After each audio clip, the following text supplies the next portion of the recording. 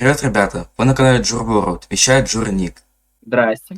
Сегодня будем отвечать на ваши вопросы. Ник будет мне помогать, так как он создатель крепости лжи, и будет отвечать на вопросы, связанные с сериалом, а также с лором игры.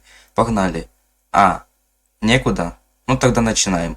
Итак, первый вопрос. Почему у Дипси с бензопилой нет головы, а болотного есть? Точного ответа на этот вопрос нет, но на канале выйдет рубрика «Теории», которая будет вести Ник, где, основываясь на фактах, расскажет много чего интересного.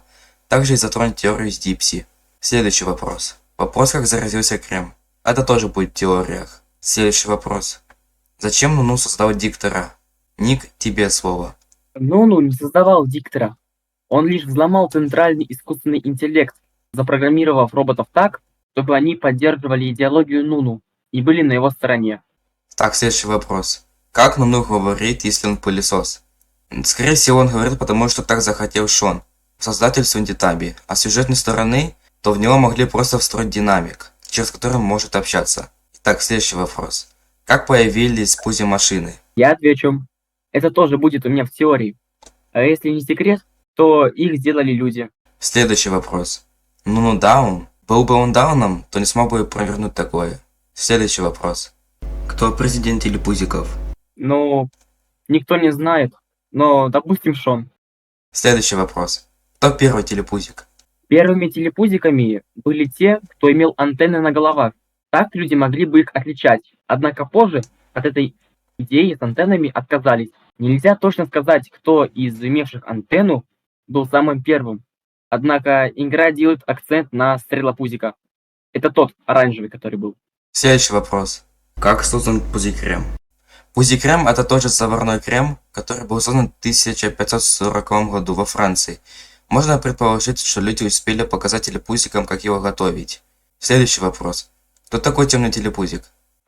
Ну, можно сказать, что это просто аллегория на вирус, который сидит в каждом зараженном и хитро улыбается, зная, что он становится все больше и больше.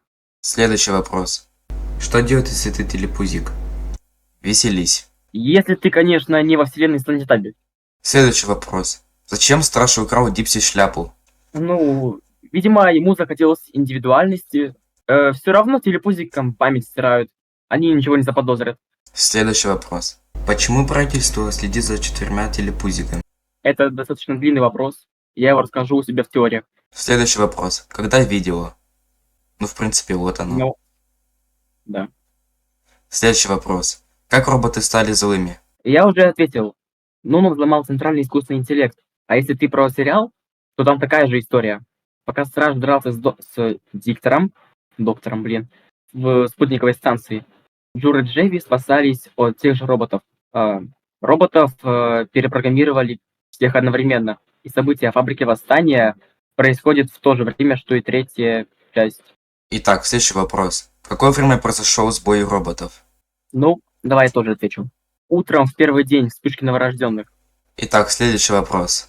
А после фабрики Восстания начнется крепость уже первая часть? Да. Да. Ну вот мы и ответили на все вопросы, которые у нас были. Пишите еще, и мы на них обязательно ответим в следующем видео про вопрос-ответ. Также ждите на этом канале теорию от Ника. А с вами был Ник и Джур. Еще услышимся, до скорого. Пока-пока.